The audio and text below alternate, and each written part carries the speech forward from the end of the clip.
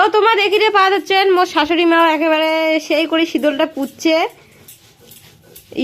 লাউ পাতাত আদি বাটাবাটি শুরু করে দিছে মা। কি কি বাটি দিচ্ছেন মা?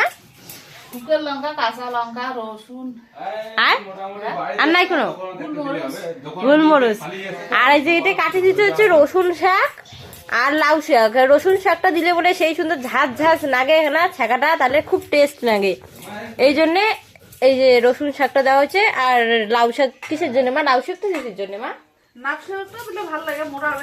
তাহলে গাঢ় গাঢ় হবে, মোটা হবে, ছাকাটা খাইতে এখন বেশি ভালো লাগবে, ওই জন্যে দিছে লাউ শাক।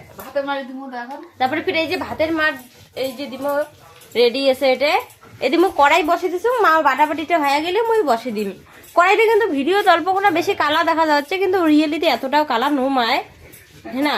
কিন্তু ভিডিও দেখানো বেশি কালা দেখা যায়। কাজ জানে কেন এরা।